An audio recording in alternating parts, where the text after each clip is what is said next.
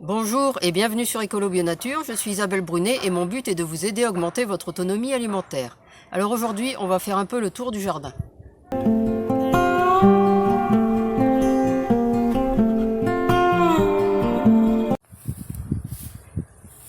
Le jardin est devenu une vraie jungle. J'espère que là, on va avoir plusieurs jours de beau temps afin de pouvoir faire un gros nettoyage.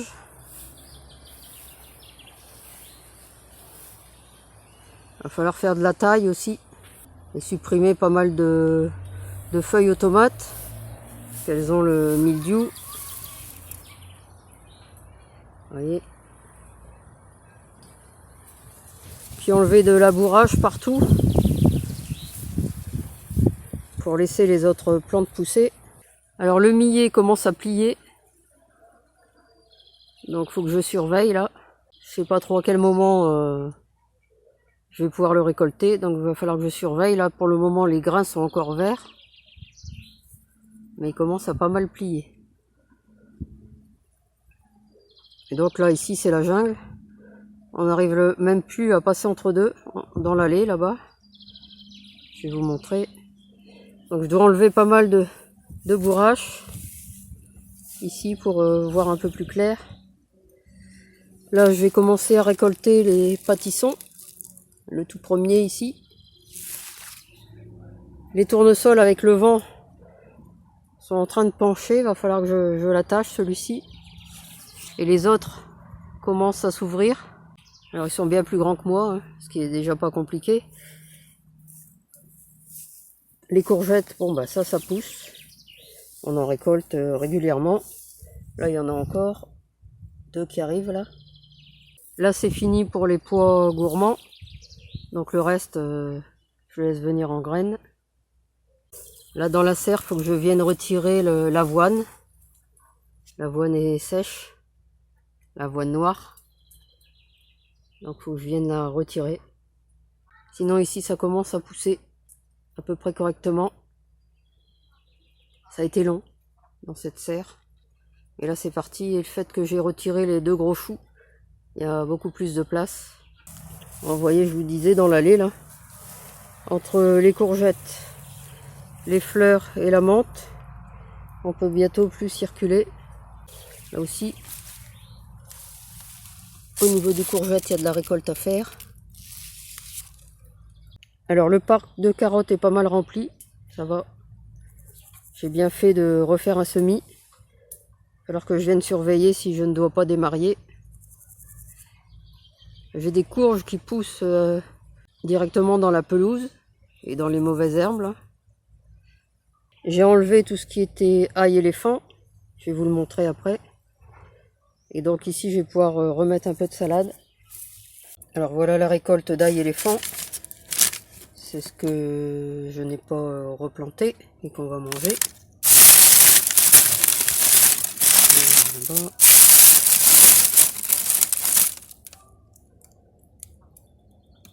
Alors j'ai déjà replanté mes cailleux d'ail pour l'année prochaine.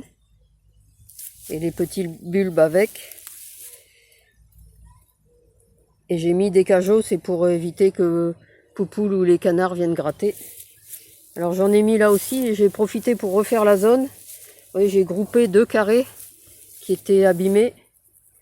Et bon, je me suis acheté un carré en métal. Ça vient de chez Vévor, mais là c'est moi qui l'ai payé, hein. C'est pas Vévor qui me l'a fourni. Bon, il est pas mal. Mais par contre, il y avait des barres au milieu, parce que normalement, pour éviter que ça pousse sur les côtés, il faut mettre les barres au milieu.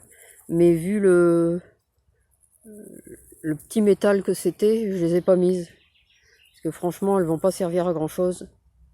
Parce que là, le métal du milieu, ça n'était pas de la qualité. Ici déjà, je vois que c'est gratté. J'avais remis un peu d'ail. Les petits bulbes d'ail qui sont là.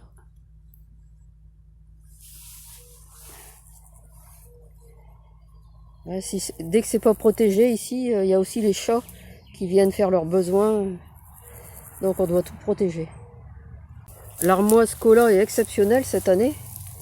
Elle est énorme, énorme, énorme. C'est comme le shiso. le Shiso Brighton là. Il est vraiment super beau. Alors ici j'avais commencé à nettoyer un peu au niveau des tomates parce que je voyais qu'il y avait le mildiou. Et je vois que ça commence à gagner ici. Donc il faut vraiment que j'intervienne rapidement. Alors d'habitude je mets du bicarbonate. Et cette année comme il a plu tout le temps, j'en ai pas mis. Je verrai si j'en mets ou pas, mais pour le moment je n'ai rien mis. Alors là il n'y a que des fleurs. Et par contre je vais vous montrer de l'autre côté, il y a déjà des tomates. Là le raisin est pas mal aussi.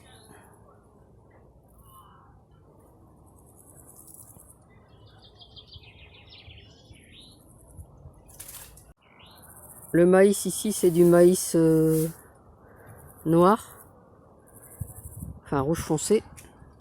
Donc il est pas mal. Il grandit bien.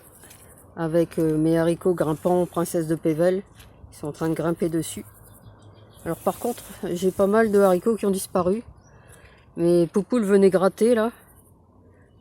Et je me demande si elle m'a pas arraché quelques pieds de haricots. Parce que j'en avais plus que ça qui partaient dans le maïs. Avec les courges au pied hein, pour faire ma mille-pas.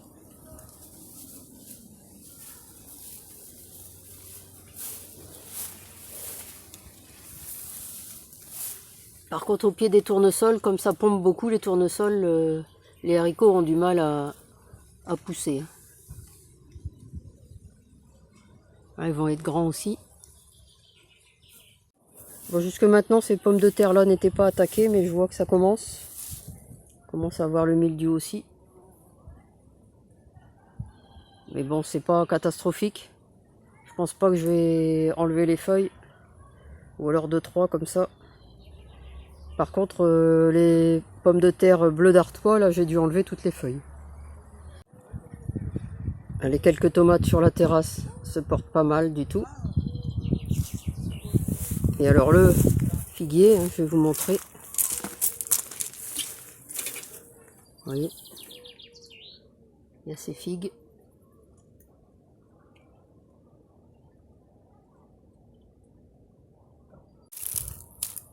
Alors ici, j'ai pas eu tellement de fraises. Elles étaient trop serrées. Par contre, la menthe, j'en ai déjà cueilli. Et il y en a encore pas mal à récolter là. Et puis au fond, des tomates qui commencent à venir. Alors, je vais passer de l'autre côté parce que là, je vois qu'il y a des orties. Alors en passant, les poireaux. Oui, ça pousse bien. Ici, tout ce qui est chou. Ici, de la Pios americana.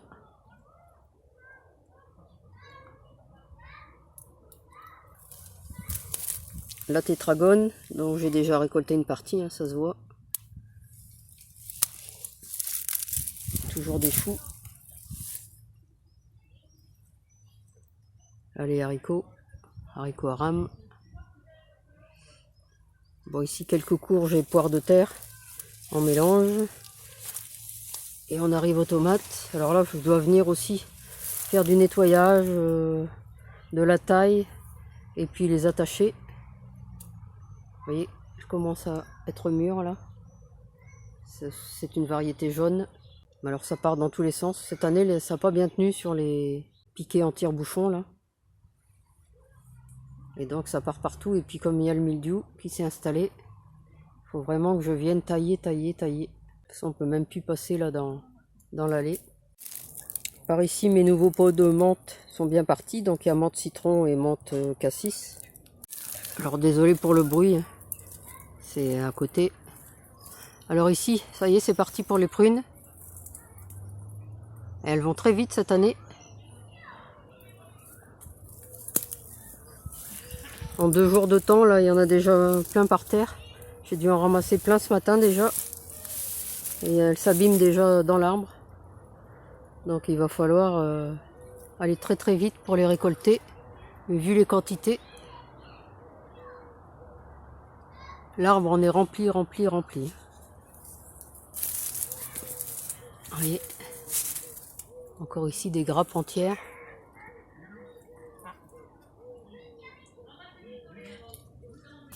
cette année, entre la pluie, là maintenant il ne pleut plus.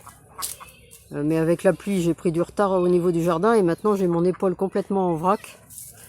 Donc j'ai du mal à travailler au jardin. Enfin là, il va faire meilleur. On devrait pouvoir avancer. Alors là, il reste quelques croque-poux. À chaque fois que je passe, j'en mange. Ils sont pas totalement mûrs, mais ils sont tellement bons. Alors là, les courgettes. Pareil, il doit y en avoir à cueillir là. Non, ça va. Elles restent, sont encore petites, ça va. Alors il y a des tomates qui ont poussé entre deux.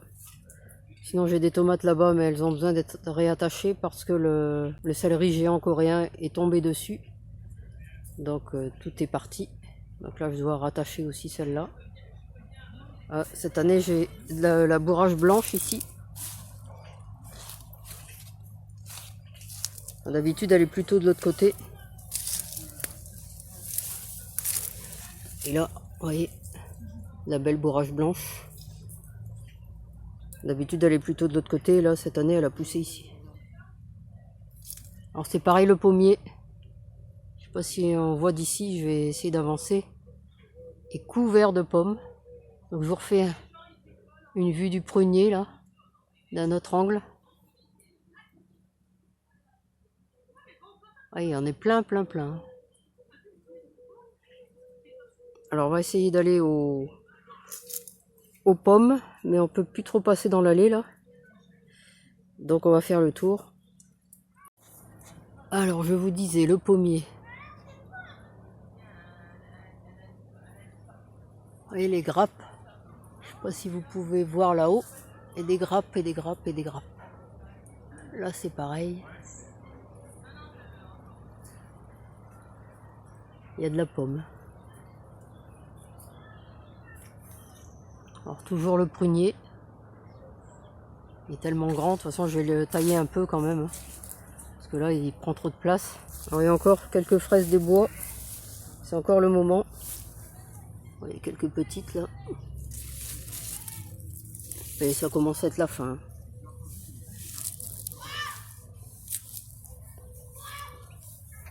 Un autre prunier qui est bien plein aussi cette année. C'est les pruniers Victoria. Bon, elles sont pas mûres encore, hein. Mais il y en a aussi beaucoup.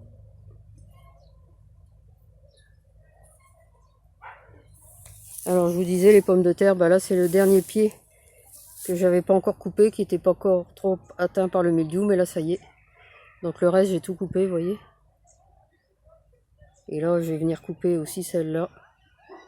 Et puis je vais encore attendre un peu pour récolter. Là ce sont des bleus d'Artois. Elles sont assez sujettes au mildiou de toute façon.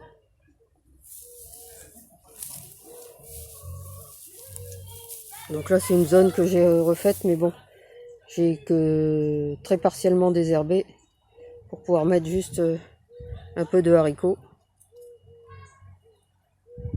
Alors avec les murs derrière là, qui sont en train d'arriver.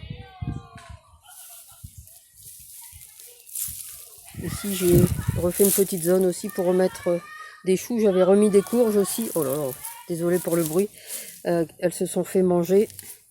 Un peu d'oca. Quelques poires de terre aussi, mais ici elles sont à l'ombre. Tout ça, ça va être taillé aussi le noisetier.